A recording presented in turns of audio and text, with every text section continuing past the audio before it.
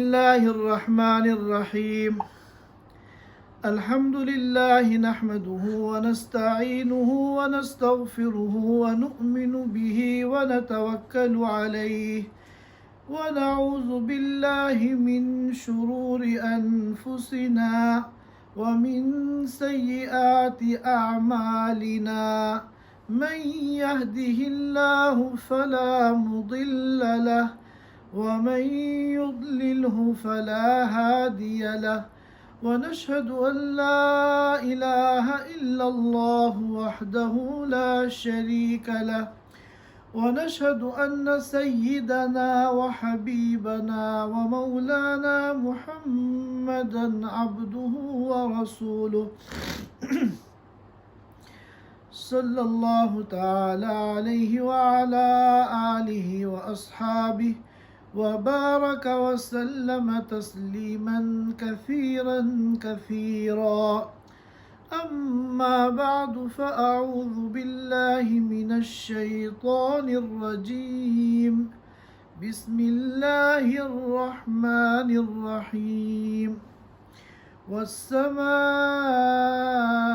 والطارق وما أدراك ما الطارق النجم الثاقب. إن كل نفس لما عليها حافظ فلينظر الإنسان مما خلق. خلق من ماء دافق يخرج من بين الصلب والترائب.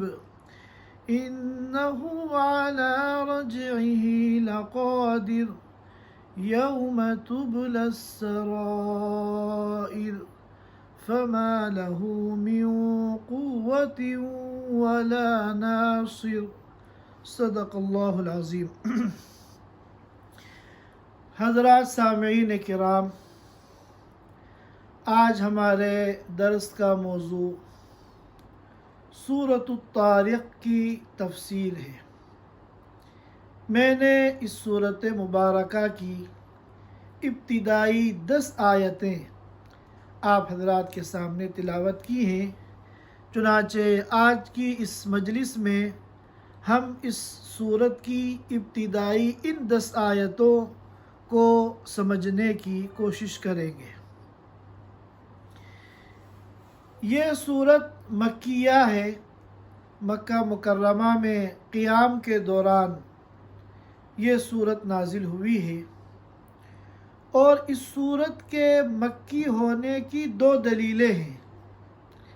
ایک دلیل تو ہے اس سورت کا اسلوب، اور اس سورت کا جو انداز ہے عام طور پر یہ اسلوب مکی صورتوں میں پایا جاتا ہے کہ چھوٹی چھوٹی آیتیں ہیں اور عقیدہ آخرت کو اس میں اہتمام کے ساتھ اور اہمیت کے ساتھ بیان کیا گیا ہے، جو عام طور پہ مکی صورتوں کا موضوع ہے. اور دوسری دلیل اس کے مکی ہونے کی خالد عدوانی رضی اللہ تعالیٰ عنہ کی روایت ہے، جس کو امام احمد بن حنبل نے مسند احمد میں اور علامہ طبرانی نے روایت کیا ہے، جس میں فرماتے ہیں حضرت خالد کہ میں نے ثقیف کے بازار میں آپ صلی اللہ علیہ وسلم کو یہ سورہ طارق پڑھتے ہوئے سنا ہے. جیسا کہ آپ حضرات جانتے ہیں کہ اللہ کے رسول صلی اللہ علیہ وسلم کو جب مکے والوں نے بہت زیادہ پریشان کیا اور بہت تکلیفیں پہنچائیں اور طرح طرح کی اذیتوں کا آپ کو دن رات سامنا کرنا پڑتا تھا، تو آپ طائف تشریف لے گئے. اور آپ کا مقصد یہ تھا کہ میں طائف والوں کے سامنے اپنی بات رکھوں گا اور اپنی دعوت کو پیش کروں گا. شاید یہ لوگ میری دعوت کو قبول کر لیں اور اس دعوت کو دوسروں تک پہنچانے میں میرے معاون بن جائیں۔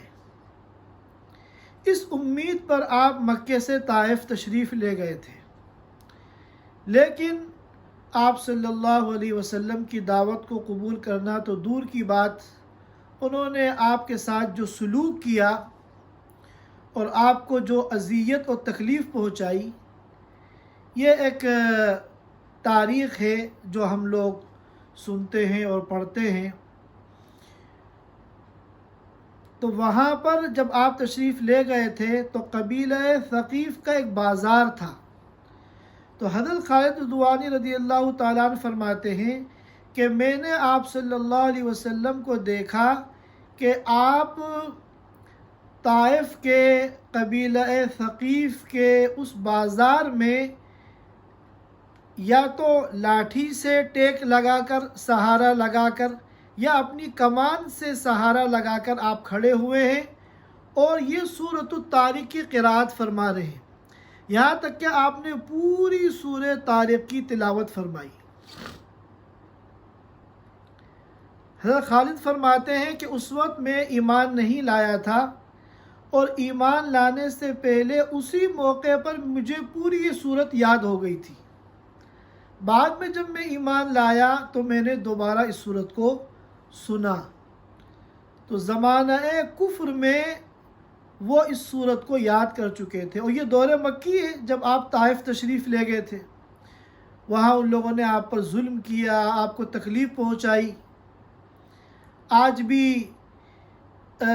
مسجد عداس، ابھی پچھلے دنوں جب ہم عمرے کے لیے گئے تھے تو قصداً مکے میں قیام کے دوران ایک دن ہم لوگ طائف گئے انہی مقامات کی زیارت کے لیے، تو وہاں وہ مسجد عداس موجود ہے اور وہ باغ جہاں پر آپ کو انگور کا ایک خوشہ پیش کیا گیا تھا، اور وہ پتھر بھی وہاں موجود ہے کہ جب آپ وہاں سے ان لوگوں نے آپ کو اذیت پہنچائی اور آپ وہاں سے روانہ ہوئے تو جس پتھر پر بیٹھ کے آپ نے آرام کیا تھا تھوڑی بہت دیر، وہ پتھر بھی وہاں اسی طرح موجود ہے، گرچہ ان لوگوں نے احتیاطاً اس کے بارے میں کوئی اعلان وغیرہ نہیں لگا رکھا ہے، خاص لوگوں کو معلوم ہے وہ جاتے ہیں تو اس کی زیارت کر لیتے ہیں۔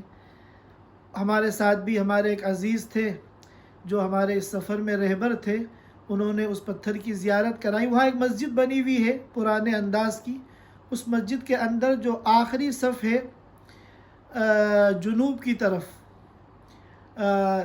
مشرقی جنوب میں وہ کونے میں وہ پتھر ہے، اور وہاں کا جو قالین ہے اس کو اٹھا کر پھر اس پتھر کی زیارت کی جاتی ہے، اور پھر وہیں پر وہ مقام ہے جہاں جبریل تشریف لائے تھے اور آپ سے انہوں نے عرض کیا تھا کہ آپ اگر اجازت دیں تو تمام اہل طائف کو میں ہلاک کر دوں، اور آپ نے ان کو جو ہے منع کر دیا تھا۔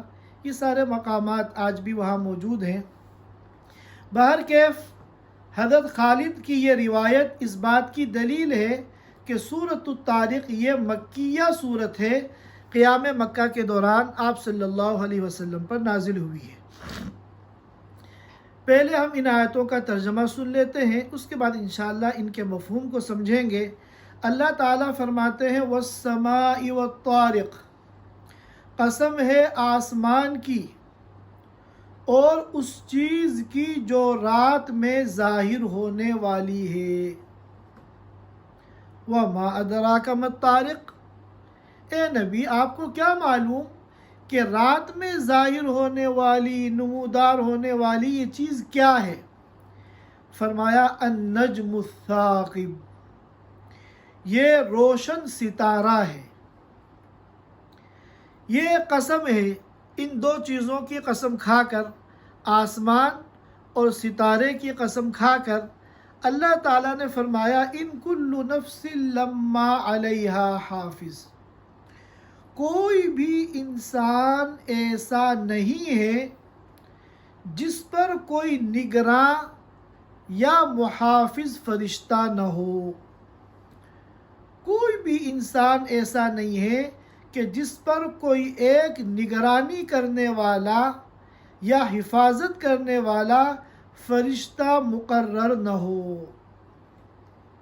پھر اللہ فرماتے ہیں فَلْيَنْظُرِ الْإِنسَانُ مِمَّ خُلِقَ، انسان کو چاہیے کہ غور کرے، مِمَّ خُلِقَ، کس چیز سے اس کو پیدا کیا گیا۔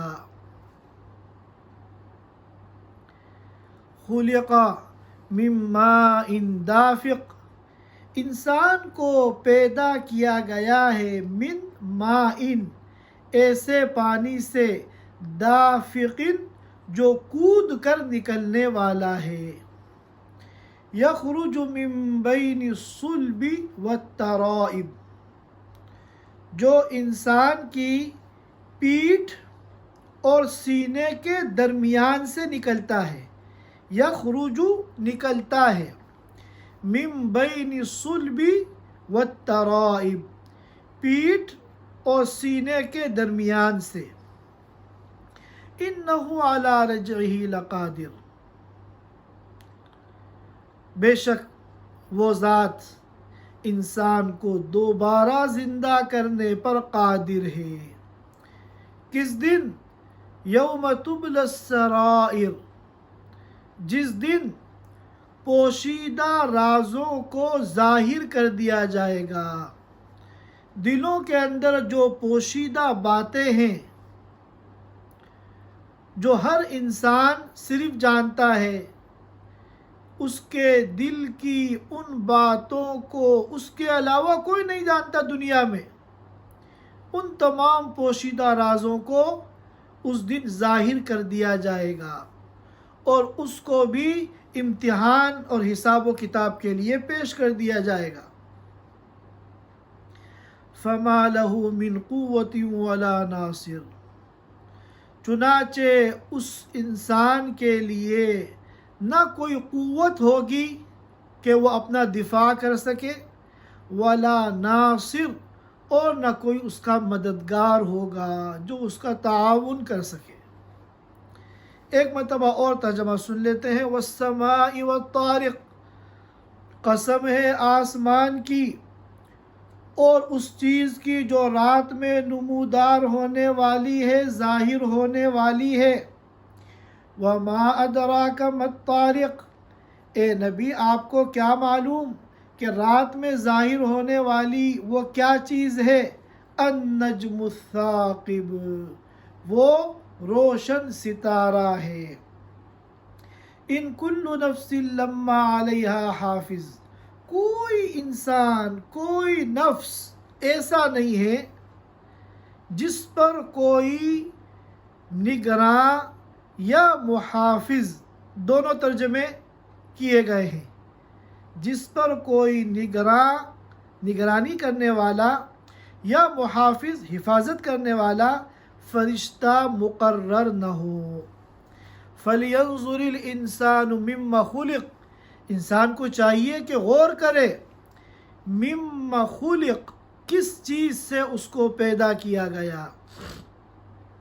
خُلِقَ مِن مَاءٍ دَافِقٍ، انسان کو پیدا کیا گیا ایسے پانی سے جو کود کر نکلنے والا ہے، یخرج من بین الصلب والترائب، جو پیٹھ اور سینے کے درمیان سے نکل کر آتا ہے۔ انہ علی رجعہ لقادر، بے شک اللہ تعالیٰ اس انسان کو، جس کو ایک معمولی پانی کے قطرے سے اللہ نے پیدا کیا ہے، انہ علی رجعہ لقادر، اس کو دوبارہ زندہ کرنے پر وہ قادر ہے، یعنی بدرجہ اولیٰ قادر ہے۔ یوم تبلی السرائر، جس دن سینے کے رازوں کو، پوشیدہ رازوں کو ظاہر کر دیا جائے گا، اوپن کر دیا جائے گا، ساری دبی ہوئی جو فائلیں ہیں اس دن سب فائلیں کھول دی جائیں گی۔ فَمَا لَهُ مِنْ قُوَّةٍ، چنانچہ اس دن انسان کے لیے نہ کوئی طاقت ہوگی، نہ کوئی پاور ہوگی، ولا ناصر، اور نہ کوئی اس کا مددگار ہوگا۔ یہ ان آیات مبارکہ کا ترجمہ ہے۔ اب ہم ان کی تفسیر کو سمجھ لیتے ہیں۔ اللہ تعالیٰ فرماتے ہیں والسماء والطارق، قسم ہے آسمان کی اور طارق کی۔ طارق یطرقو کے معنی آتے ہیں رات میں نکلنا، رات میں ظاہر ہونا، رات میں آنا، یہ سارے معنی ہیں طارق یطرقو کے۔ اور طارق جو ہے یہ اسم فاعل ہے، جیسے قتل یقتلو ہوتا ہے قتل کرنا، اور اس میں فاعل ہوتا ہے قاتل، قتل کرنے والا۔ اسی طرح طرق یطرقو کے معنی رات میں نکلنا، رات میں ظاہر ہونا، اور اس میں فاعل آتا ہے طارق، قاتل کے وزن پر رات میں نکلنے والا۔ تو اللہ تعالیٰ نے پھر اس کی اہمیت کو بیان کرنے کے لیے پہلے ایک سوال قائم کیا، وما ادراک ما الطارق۔ اس سوالیہ جملے کے بغیر ڈائریکٹ بھی طارق کی تفسیر کر سکتے تھے، لیکن اللہ تعالیٰ نے اس قسم کی اہمیت کو ظاہر کرنے کے لیے ایک سوال قائم کیا کہ آپ کو کیا معلوم کہ طارق کیا ہے؟ پھر فرمایا النجم الثاقب۔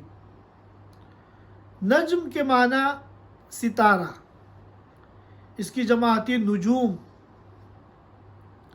اسی لیے ہم کہتے ہیں فندق 5 نجوم، 5 اسٹار ہوٹل۔ تو نجوم کے معنی ستارے، اور اس کا واحد آتا ہے نجمن، ایک ستارہ۔ اور ثاقب، ثقب یثقب کے معنی آتے ہیں روشن ہونا، اور ثاقب کہتے ہیں اس چیز کو جس کی روشنی آر پار ہو۔ اور یہ آر پار کا جو مفہوم ہے یہ اس وجہ سے بیان کیا گیا کیونکہ ثاقب کے ایک معنی آتے ہیں، ثقب یثقب کے ایک معنی آتے ہیں سوراخ کرنا۔ جب آپ ڈرل مشین سے سوراخ کرتے ہیں تو وہ آر پار ہو جاتی ہے، تو اس لیے ثقب یثقب کے 2 معنی آتے ہیں، روشن ہونا اور سوراخ کرنا۔ تو ان دونوں معنی کا لحاظ کرتے ہوئے ثاقب کا ترجمہ کیا گیا ایسی چیز، ایسی روشن چیز جس کی روشنی آر پار ہے۔ اور ظاہر ہے کہ جتنے بھی اللہ پاک نے یہ ستارے بنائے ہیں یہ سب روشن ہیں، اور اللہ پاک نے ان کو روشنی عطا کی ہے۔ بعض حضرات نے کہا ثاقب کے دوسرے معنی کا اعتبار کرتے ہوئے کہ سوراخ کرنے والا، کہ یہاں نجم سے مراد وہ ستارہ ہے جس کو شہاب الثاقب کہا گیا ہے، جو شیاطین کو مارا جاتا ہے۔ جب شیاطین آسمان کی باتیں سننے کے لیے آسمان کے قریب جا کے کان لگاتے ہیں کہ اوپر کی کچھ باتیں ہمیں معلوم ہو جائیں، تو ان کو فرشتے وہ شہاب ثاقب مارتے ہیں۔ تو ظاہر ہے کہ جب وہ مارتے ہیں تو اس سے وہ شیاطین زخمی ہو جاتے ہیں، تو آر پار کرنے میں بھی زخمی کرنے کا مفہوم پایا جاتا ہے۔ جب کسی کو زخمی کرتے ہیں، خنجر مارتے ہیں تو وہ آر پار ہو جاتا ہے۔ تو بعض لوگوں نے ترجمہ کیا کہ وہ ستارہ جو زخمی کرنے والا ہے، سوراخ کر دینے والا ہے جسم کے اندر، اور ظاہر ہے کہ یہ وہ ستارہ ہے جس کو شہاب ثاقب کہا گیا ہے، جو شیاطین کو جس سے رجم کیا جاتا ہے، مارا جاتا ہے، آسمان سے دور رکھنے کے لیے تاکہ یہ آسمان کے قریب نہ آئے۔ بہرکیف اگر ہم قرآن پاک میں غور کریں تو یہ ستارے جو اللہ تعالیٰ نے اتنی بڑی تعداد میں بنائے ہیں، ظاہر ہے کہ اللہ کی تو کوئی بھی مخلوق بے مقصد نہیں ہے، لیکن اگر ہم قرآن میں غور کریں تو 3 مقاصد سامنے آتے ہیں۔ 3 مقاصد کے پیش نظر اللہ نے ان ستاروں کو بنایا۔ ایک مقصد تو ہے ان ستاروں کا آسمان کو خوبصورت بنانا، آسمان کو ڈیکوریٹ کرنا۔ چنانچہ رات میں جب ہم آسمان کی طرف دیکھتے ہیں تو ستاروں کی وجہ سے ایسی لائٹنگ ہوتی ہے جس سے آسمان خوبصورت لگتا ہے۔ چنانچہ اس مقصد کو قرآن نے بیان کیا، اِنَّا زَيَّنَّا السَّمَاءَ الدُّنْيَا بِمَصَابِيحَ، ہم نے آسمان دنیا کو مزین کیا ہے ستاروں کے ذریعے۔ اور دوسرا مقصد ہے ستاروں کا شیاطین کو مارنا، تاکہ جو شیاطین آسمان کے قریب آ کر اوپر کی باتیں سننا چاہتے ہیں ان کو آسمان سے دور رکھا جائے۔ چنانچہ قرآن نے کہا وَجَعَلْنَاهَا رُجُومًا لِلشَّيَاطِينِ، اور ہم نے یہ ستارے بنائے ہیں شیاطین کو مارنے کے لیے۔ اور تیسرا مقصد ہے ان ستاروں کا کہ اہل دنیا ان سے وقت کا اندازہ لگائیں اور راستہ معلوم کریں۔ چنانچہ آج کل تو گھڑیاں ہیں لوگوں کے پاس، رات میں کسی وقت آنکھ کھلتی ہے اور ہم یہ جاننا چاہتے ہیں کہ بھائی کتنی رات ہو گئی ہے تو ہم اپنی گھڑی میں ٹائم دیکھ لیتے ہیں۔ لیکن پرانے زمانے کے اندر جو بڑے بوڑھے ہوتے تھے وہ آسمان کو دیکھ کر ٹائم بتا دیا کرتے تھے، ستاروں کی نقل و حرکت سے وہ بتا دیا کرتے تھے کہ اتنی رات ہو گئی ہے۔ اور اسی طرح ستاروں سے راستے معلوم ہوتے ہیں، خاص طور پہ اگر رات کا سفر ہو اور سمندری سفر ہو تو وہاں تو نہ سڑکیں ہیں، نہ عمارتیں ہیں اور نہ پہاڑ ہیں، راستے کو جاننے کی کوئی چیز نہیں ہے، تا حد نظر پانی ہی پانی ہے۔ تو وہاں بھی جو ہے ستاروں سے نیویگیشن کا کام لیا جاتا تھا اور راستہ معلوم کیا جاتا تھا۔ اس کو قرآن نے بیان کیا وَبِالنَّجْمِ هُمْ يَهْتَدُونَ، اور ستارے سے وہ لوگ راستہ حاصل کرتے ہیں۔ بہرکیف یہ 3 مقاصد ہیں جو اللہ رب العزت نے قرآن پاک میں بیان کیے ہیں ان ستاروں کے لیے۔ یہ قسم ہے۔ اب نمبر ہے جواب قسم کا، کیونکہ قسم کھا کر کسی بات کو مؤکد کیا جاتا ہے، کسی بات کو کنفرم اور پکا کیا جاتا ہے، تو وہ بات جو ہے اس کو جواب قسم کہتے ہیں، وہ اصل مضمون ہے۔ قسم تو اس کو مؤکد بنانے کے لیے کھائی گئی ہے، تو وہ ہے ان کل نفس لما علیہا حافظ، کوئی بھی انسان ایسا نہیں ہے کہ جس پر کوئی نگراں یا محافظ فرشتہ نہ ہو۔ حافظ کے دونوں ترجمے ہیں، نگراں، نمبر 1 نگراں، نگرانی کرنے والا، مراقبہ کرنے والا، نمبر 2 محافظ، حفاظت کرنے والا۔ اور دونوں ترجمے یہاں ہو سکتے ہیں کیونکہ اللہ نے بعض فرشتوں کو انسان پر مقرر کیا ہے نگرانی کے لیے، جو انسان کے اعمال کی، انسان کی نقل و حرکت کی نگرانی کرتے ہیں اور اس کے اچھے برے کاموں کو نوٹ کرتے ہیں۔ وَإِنَّ عَلَيْكُمْ لَحَافِظِينَ كِرَامًا كَاتِبِينَ يَعْلَمُونَ مَا تَفْعَلُونَ، قرآن نے اس کو بیان کیا۔ اور بعض فرشتے اللہ نے ہر انسان پر ایسے مقرر کیے ہیں جو انسان کی حفاظت کرتے ہیں، جو انسان کے محافظ ہیں، وہ تمام حوادث اور وہ تمام مصیبتیں اور وہ تمام بلائیں جو انسان کے مقدر میں نہیں ہیں، ان حادثات سے یہ انسان کی حفاظت کرتے ہیں۔ اس کو قرآن نے بیان کیا، لَهُ مُعَقِّبَاتٌ مِّن بَيْنِ يَدَيْهِ وَمِن خَلْفِهِ يَحْفَظُونَهُ مِنْ أَمْرِ اللَّهِ، کہ اللہ کے کچھ ایسے فرشتے ہیں جو اللہ کے حکم سے انسان کی آگے اور پیچھے سے حفاظت کرتے ہیں۔ اور ایک روایت ہے جس کو علامہ قرطبی رحمۃ اللہ علیہ نے نقل کیا ہے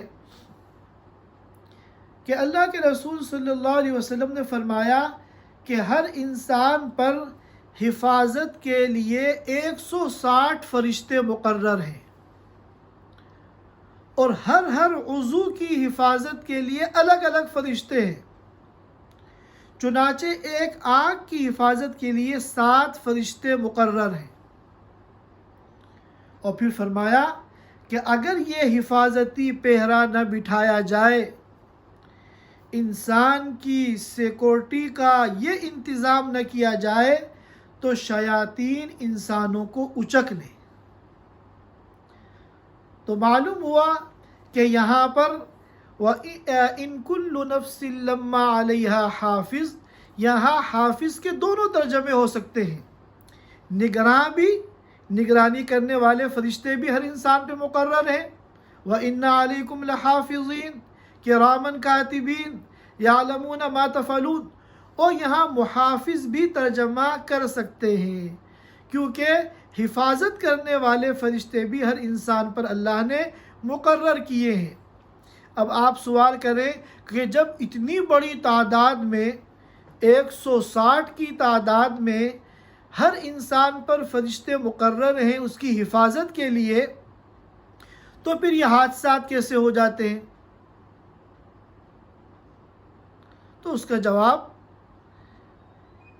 آ گیا کہ یہ ان حوادث سے انسان کی حفاظت کرتے ہیں جو انسان کے مقدر میں نہیں ہیں، اور جو حادثات اللہ نے اپنے نظام حکمت کے تحت انسان کے لیے مقدر کر رکھے ہیں، ان حوادث سے یہ انسان کو نہیں بچاتے، کیونکہ ان حوادث کا آنا انسان پر یہ اللہ کی مشیت کے مطابق ہے، اور یہ اللہ کی مشیت کے خلاف کوئی کام نہیں کرتے۔ وَيَفْعَلُونَ مَا يُؤْمَرُونَ، تو یہ 2 ترجمے کیے گئے ہیں۔ ان کل نفس میں ان جو ہے یہ نافیہ ہے، نفی کے لیے آیا ہے، اسی لیے میں ترجمہ کیا کوئی انسان ایسا نہیں ہے، نفی کا ترجمہ۔ اور یہ لما جو ہے یہ اللہ کے معنی میں ہے، بلکہ در حقیقت یہ اللہ ہے جس کو قبیلہ حذیل کی لغت میں لما کہا جاتا ہے۔ تو قبیلہ حذیل کی لغت کے مطابق اللہ رب العزت نے یہاں اللہ کے بجائے لما استعمال فرمایا۔ تو ان کل نفس لما علیہا حافظ، کوئی انسان ایسا نہیں ہے کہ اس پر کوئی حافظ، نگراں یا محافظ فرشتہ مقرر نہ ہو۔ اس کے بعد اللہ تعالیٰ فرما رہے ہیں فَلْيَنظُرِ الْإِنسَانُ مِمَّا خُلِقَ، یہ دراصل تمہید ہے عقیدہ آخرت کو ثابت کرنے کے لیے، کہ جب مشرکین مکہ کے سامنے عقیدہ آخرت کو بیان کیا گیا تو انہوں نے ماننے سے انکار کر دیا کہ جب انسان مر جائے گا اس کی ہڈیاں چورا چورا ہو جائیں گی، اس کے جسم کو مٹی کھا لے گی، تو اب دوبارہ وہ زندہ کیسے ہو سکتا ہے؟ یہ ناممکن ہے۔ اور جب انسان کا دوبارہ زندہ ہونا ناممکن ہے تو اس کا مطلب یہ ہے کہ آخرت کی جتنی بھی باتیں ہیں وہ ساری باتیں غلط ہیں۔ تو اللہ تعالیٰ دعوت فکر دے رہے ہیں کہ دیکھو، ہر چیز کو پہلی مرتبہ وجود میں لانا یہ مشکل ہوتا ہے، بعد میں اس کی کاپی کرنا تو بہت آسان ہوتا ہے۔ اب جس نے ہوائی جہاز ایجاد کیا، سارا کمال اس شخص کا ہے۔ اب بعد میں دنیا روزانہ سینکڑوں جہاز کاپی کر رہی ہے، بنا رہی ہے، یہ کوئی کمال نہیں ہے۔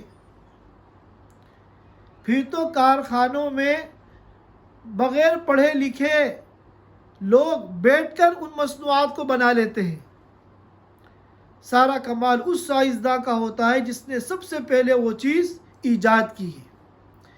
تو اب غور کرو کہ اللہ تعالیٰ نے جب انسان کو پہلی مرتبہ پیدا کر دیا، تو اب دوبارہ زندہ کرنا یہ کوئی مشکل کام نہیں ہے۔ دوبارہ جو زندہ کرنا یہ تو پہلے سے زیادہ آسان ہے، جس کو قرآن نے ایک موقع پہ کہا وَهُوَ الَّذِي يَبْدَأُ الْخَلْقَ ثُمَّ يُعِيدُهُ، وہی وہ ذات ہے جو پہلی مرتبہ پیدا کرتی ہے، ثُمَّ يُعِيدُهُ، پھر وہ دوبارہ زندہ کرے گی، وَهُوَ أَهْوَنُ عَلَيْهِ، دوبارہ زندہ کرنا اس پر پہلے کے مقابلے میں اور زیادہ آسان ہے۔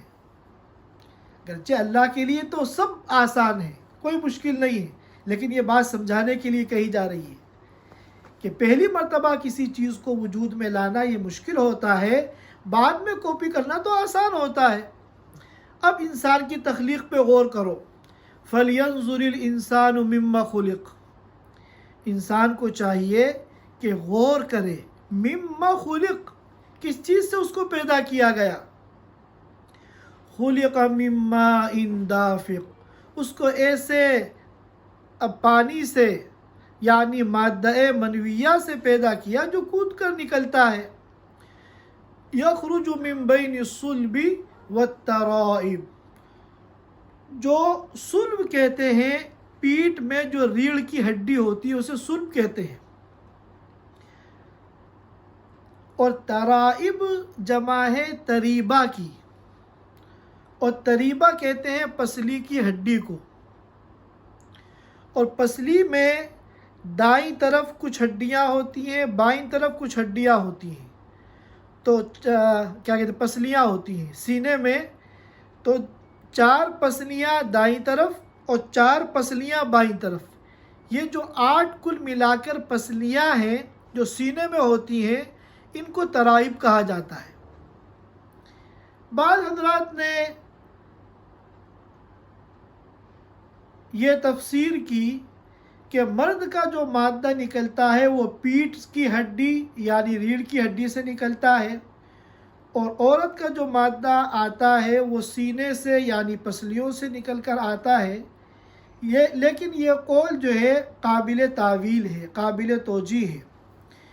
جو راجح قول ہے اور ماہرین طب اطباء کی تحقیق کے مطابق ہے، وہ یہ ہے کہ یہ جو مادہ آتا ہے انسان کے پورے جسم سے کشید کر آتا ہے، اور خاص طور پر اس میں جو انسان کا عضو انوالو ہوتا ہے، استعمال ہوتا ہے، یوز ہوتا ہے، وہ دماغ ہے۔